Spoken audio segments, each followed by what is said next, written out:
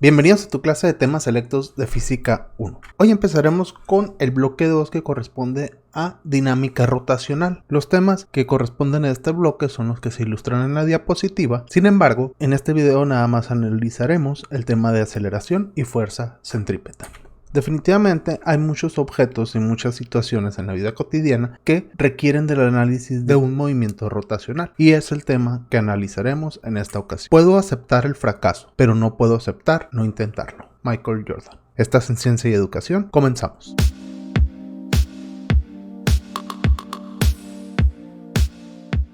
En este tema de aceleración y fuerza centrípeta veremos el movimiento circular, aceleración y la fuerza centrípeta. Empecemos recordando que el movimiento circular es aquel cuya trayectoria de los objetos se mueve describiendo un círculo y que la magnitud de su velocidad es constante. Este movimiento se realiza en dos dimensiones, es decir, tanto en el eje X como en el eje Y. Si recordamos un poco, los movimientos rectilíneo uniforme puede ser en el eje X, es decir, un desplazamiento horizontal, o un movimiento vertical cuando es el tema de caída libre. El movimiento rectilíneo uniforme puede ser en el eje X y un movimiento de caída libre o tiro vertical es sobre el eje Y. Sin embargo, este tipo de movimiento, el movimiento circular, se realiza en esas dos dimensiones, tanto sobre el eje X como sobre el eje Y. Es una mezcla o una unión de esos dos tipos de movimientos. ¿Y cuál es la principal característica? Que gira sobre su mismo eje o sobre un punto fijo. En el caso de la rueda, hay un punto en el centro de la rueda de un carro donde ese punto no se mueve, es un punto fijo, al igual que en la rueda de la fortuna, la parte central de la rueda de la fortuna donde convergen esas varillas, por así decirlo, o esas piezas de metal que unen la parte externa de la rueda de la fortuna con el punto central. Es un punto fijo, es un punto que está inmóvil. ¿Cuáles son las características del movimiento circular uniforme? ¿Cuáles son los elementos que componen a este movimiento? Son el radio, que se denota con la letra R mayúscula, el periodo, que se denota con la letra T mayúscula, la frecuencia con la F minúscula, la velocidad tangencial, que es una V y una sub T, la velocidad angular, que se denota con la letra omega griega, y la aceleración centrípeta, que es la A sub C, A mayúscula sub C.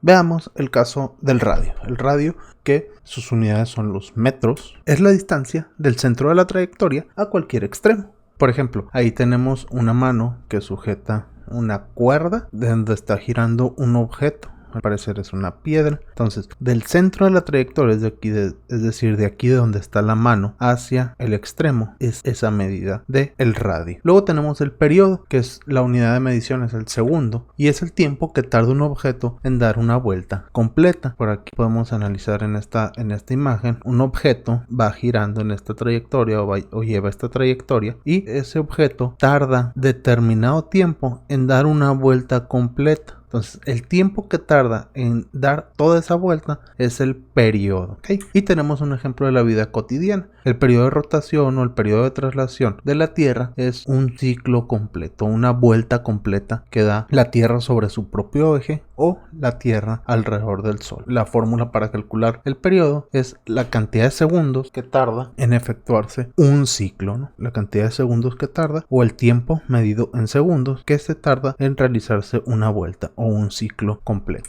Por ejemplo, el periodo de rotación de la Tierra es de 86.400 segundos. ¿Por qué? Porque tarda 24 horas en dar una vuelta, y si esas 24 horas las multiplicamos por 60 minutos y a su vez por 60 segundos, nos va a dar un valor de 86.400 segundos.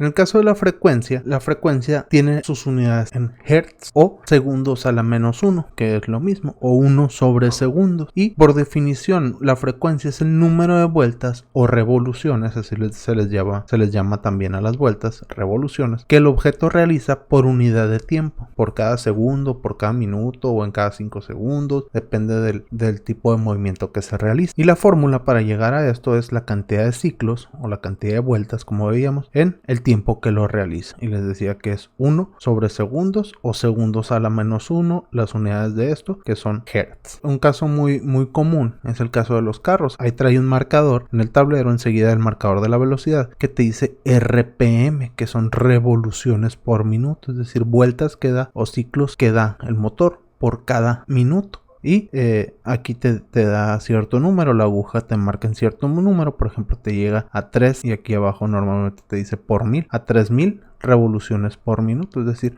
en un minuto se realizan 3000 ciclos o hay 3000 revoluciones en ese minuto cuando la aguja está marcando en el 3. Luego tenemos que existe una relación entre periodo y frecuencia. ¿Cuál es esa relación? Si nosotros multiplicamos el periodo por la frecuencia, es decir, el producto de entre el periodo y la frecuencia, nos va a dar 1, y de aquí podemos encontrar una relación directa entre cada uno de ellos, que si aplicamos un simple despeje nos vamos a dar cuenta que la frecuencia es igual a 1 sobre el periodo y el periodo es igual a 1 sobre la frecuencia. Si realizamos esta operación, si en algún problema nos dan cualquiera de los dos datos, pues podemos cambiar entre periodo y frecuencia. O si nos dan la frecuencia en algún problema y nos piden el periodo, pues ahí tenemos la formulita para llegar fácilmente a ese resultado. La velocidad tangencial es la velocidad, por ser una velocidad, se mide en metros sobre segundo y es la velocidad que lleva el objeto en un punto tangente a la trayectoria. ¿Qué quiere decir esto? Aquí se denota con una V, es la velocidad que lleva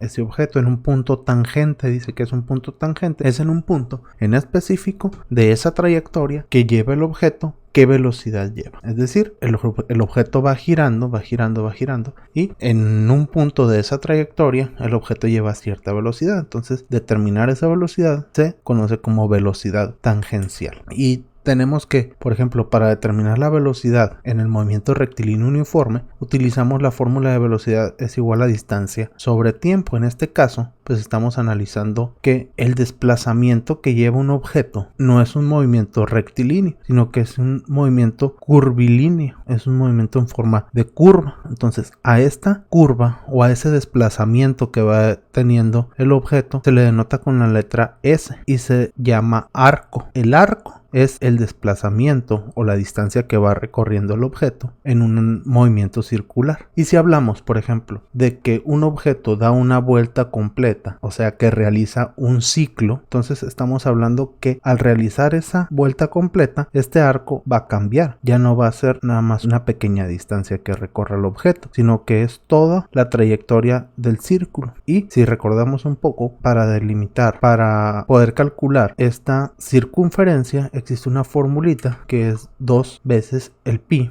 por el radio, que es para el perímetro de una circunferencia. Entonces ese perímetro es 2 veces el pi por el radio, es la distancia que se recorre, el perímetro de la circunferencia, ¿no? Y si estamos hablando de una vuelta completa, el tiempo ya no va a ser denotado con la t minúscula como tiempo, sino que es el periodo, ¿no? Entonces decimos que la trayectoria completa que realiza un objeto entre el tiempo que tarda en realizarlo va a ser la velocidad tangencial de ese objeto medido en tiempo en metros por segundo. Y si en vez del periodo nos dan la frecuencia, entonces vamos a utilizar esta formulita, que si sustituimos ahí en vez de periodo ponemos 1 sobre frecuencia y aplicamos la ley de la tortilla o ley de la oreja, vamos a llegar a este resultado de 2 veces el pi por el radio por la frecuencia. En este caso, esta es la fórmula para la velocidad tangencial utilizando el periodo y esta es la fórmula para la velocidad tangencial utilizando la frecuencia. En el caso de la velocidad angular, que sus unidades son radianes por segundo porque vamos a manejar ángulos, es la relación entre el ángulo central recorrido y el tiempo que tarda en hacerlo. Es decir, el ángulo que recorre a partir del centro, el punto central, el ángulo que recorre, por ejemplo, si el objeto está en este punto aquí y llega a este punto, el ángulo entre el tiempo que tarda en recorrerlo, ¿ok? Y otra vez, si hablamos de una vuelta completa, la formulita para hacerlo cuando estamos hablando de ángulos es 2pi radianes. Entonces, 2 veces el pi radianes es una vuelta completa o 360 grados. Y si es una vuelta completa, otra vez ya no hablamos de un tiempo t, sino de un periodo, ¿no? Porque estamos hablando de una trayectoria completa de la circunferencia. Y de nuevo, para pasar de periodo a frecuencia, hacemos la conversión sustituyendo el periodo por 1 sobre frecuencia y hacemos la regla de la tortilla o regla de la oreja y nos da 2 pi radianes por la frecuencia. Tenemos una relación para pasar fácilmente entre velocidad tangencial y velocidad angular. Tenemos aquí, si recordamos un poco, la velocidad tangencial. Ahí puedes regresar al video y ver que la fórmula para la velocidad velocidad tangencial es 2 veces pi por el radio por la frecuencia. Entonces, si aplicamos la propiedad conmutativa, acomodando de forma diferente estos elementos, tenemos que 2pi por la frecuencia por el radio es lo mismo que 2pi por el radio por la frecuencia. Entonces, esta parte de aquí, 2pi f, es lo mismo que la velocidad angular.